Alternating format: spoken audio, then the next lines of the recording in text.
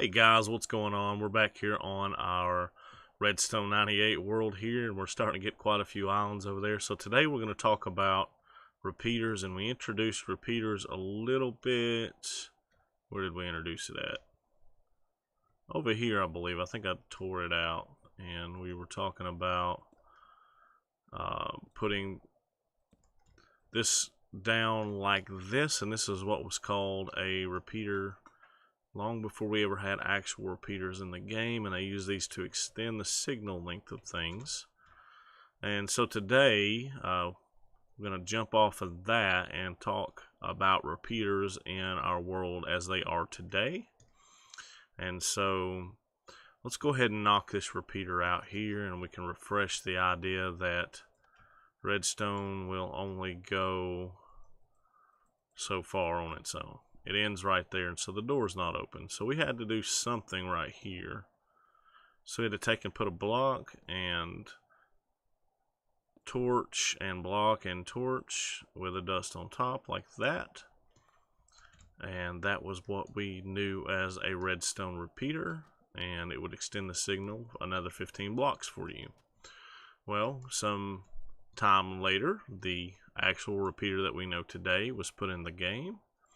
And it does exactly the same thing as the other one does. It extends the signal, but it allows for one less block space there, which in one way is compacting and also shortens your signal by one block as well. So look at that however you will. So basically that thing and this thing do the same thing for the most part. Now, the old school repeater, let's jump over here and look at it. Torches actually take one tick of delay to change states. So now one tick you're not going to notice actually, and let me show you that right here. A torch and a repeater should have the same amount of delay difference as from the redstone. So let's flick that.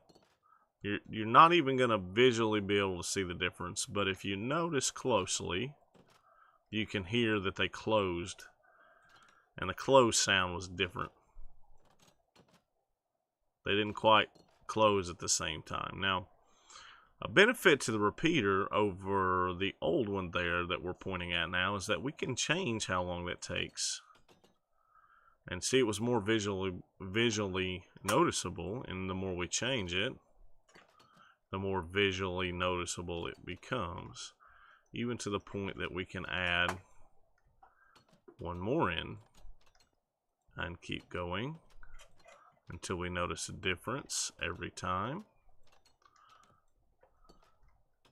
Now, the reason that on this state we don't notice much of a difference visually is because a tick in the Minecraft world is actually 1/4 of a second. So it doesn't mean a whole lot when it comes to visualizations. But if you're one tick difference over here from over there, you know, in a large redstone contraption, that one tick can make a big difference. And also, timings of things when we get elaborate machines become very important because that's how they work, is based off the timing. So this is one thing that was introduced with this repeater. It's pretty awesome, and it's fun to play around with. So let's talk about some other things that the redstone repeater did. It allowed redstone to be run in lines next to a repeater. A redstone dust and a repeater could run next to each other and not cross over. So we can independently change these doors however you wanted to do. On the contrary, if we were to do something like this, nothing's going to happen because they connect, but they don't point at the doors. So you can't run two lines together because they just do that. Now, the way it was done in the past was you would have to elevate one line and then cut it off with blocks, and then you could run two lines separate and independent of each other. Although, part of the problem with this is that if this block was powered,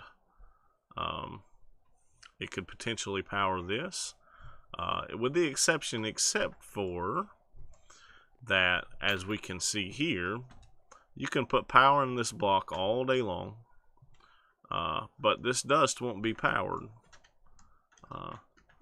Well, with the advent of, well, the adding of the redstone repeater, we can now power a block and take power out the other side at full signal strength.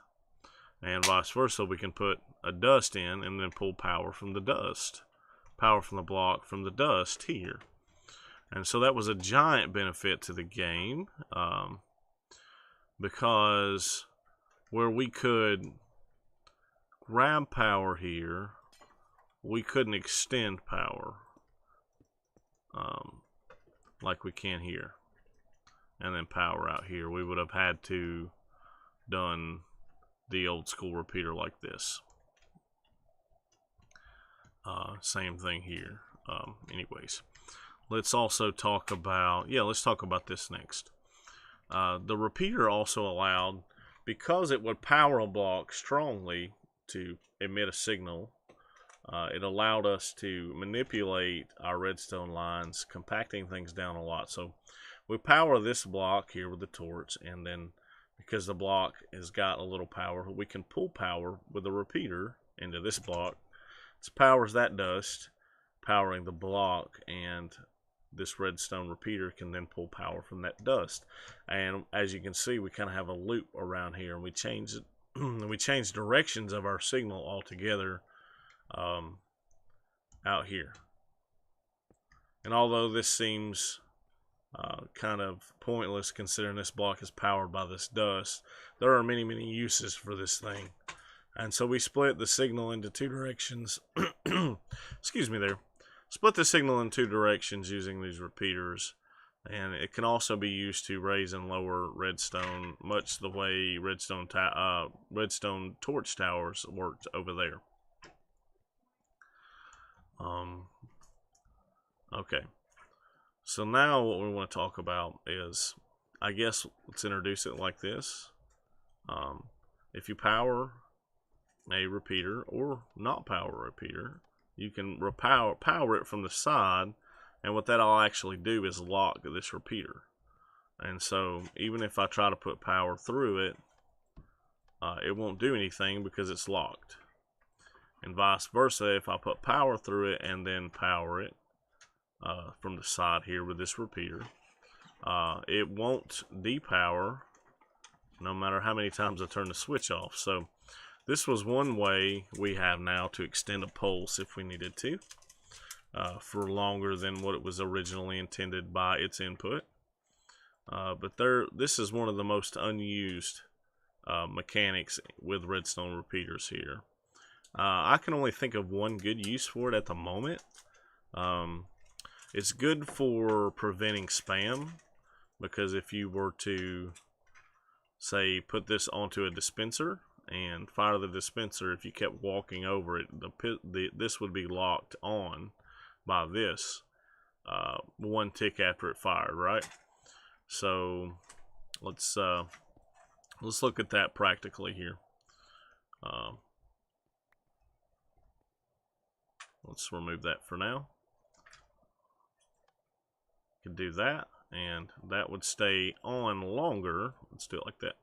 Stay on longer because this was locked on for 4 ticks instead of the 1. So it's a pulse extender in that way. And if you were to use another input, say a stone pressure plate, or let's just go with a stone pressure plate here. Place this down. You couldn't, if you spammed it, it wouldn't do anything except for stay on. Let's go with and we're getting into no man's land here because we're using mechanics that I haven't introduced yet, but let's do something like this. And I'm going to dispense the 1, but if I keep walking on it, it won't continue to dispense because it is locked powered. So it's a spam filter for one. That's one of the easiest ways to do that. And this mechanic actually makes sense if you think about it, because if you turn this on, changing the repeater to on, if you were to come in power the side here, you would affect the repeater in that way. Now it doesn't go as far as this does, but it does lock the repeater. So it would be locked in the, you could lock it in the off state, and it wouldn't matter what you change this to. And so when the mechanic was introduced, it went a little step further than that. Okay, so let's get this out of the way. Let's talk about what else these can do. Spam filter, and this also here is a multiple pulse into the output. So we get one pulse, we get a second pulse, all using repeaters, and this is all based off a delay. And also we have here a pulse extender, and if we go way over here, we showed a pulse extender in its rawest form here, using basically repeaters in a simpler form here. Shut up, phone. And the door would stay open longer than the pulse was. And so this is going to basically be the same thing. We're going to put a pulse in, and it's going to stay on longer than the redstone dust stays lit. So you can use it to create extended pulses. You can use it to create multiple pulses from one input. You can use it to prevent spam. You can use it to draw power out of blocks. You can use it to compact items, machines by running parallel powered lines.